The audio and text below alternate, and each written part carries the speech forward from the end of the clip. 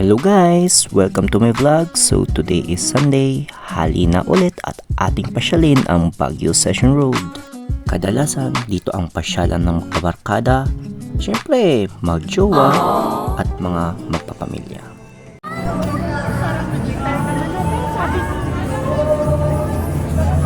So, bakit mo gusto kay Spider-Man? Bakit mo nagustuhan si Spider-Man? Ha? Ganon? Lagot na. Nagtanong pa sa nanay niya. Ano? Ay, nanonood ka? Okay. Sige, thank you. At syempre, shout out sa iyo kapatid dahil ikaw ang bida sa ating programa.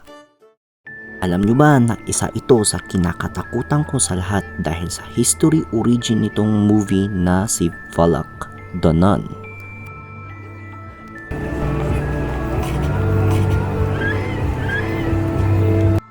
Sino ba naman kasi ang hindi matatakot? Halos ako nga yan rin ang kinakatakutan ko. Siyempre, maiba rin naman ang ating usapan.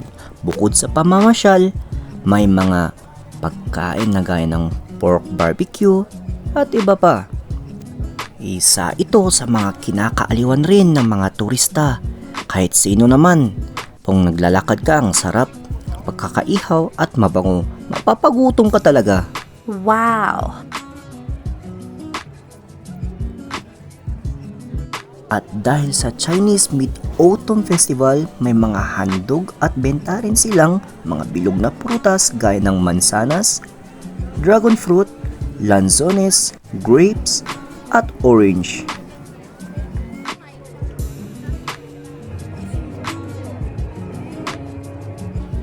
Every events and Sundays, laging close ang Baguio Session Road. It may cause a lot of traffic, pero pagdating mo naman dito, you will never regret dahil mapapasyal ka talaga at di mo mapagsisisihan. Even Michael Jackson, reincarnation. Kaya alam mo ba na dito lang sa Baguio City Session Road, meron kaming Michael Jackson yan. Abay, tingnan mo naman pinipilaan, pinagpipicturan pa. Idol!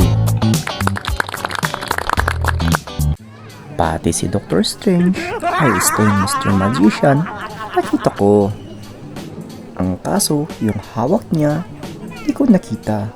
Sige, hintayin natin na panurin mga kids.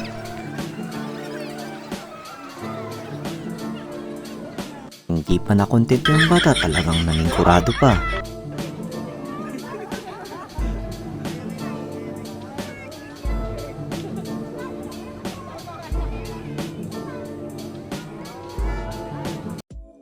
Bukod dyan, may mga nag-art painting at art designs. Ako nga stick tao-tao lang. In fairness, ang gagaling nila. Idol. At ang akala ko, sa papel lang pwedeng magsulat at mag-paint. Pero bilib rin ako sa mga batang to. Always sharing their talent. At ating pansinin ang mga kapatid natin ito.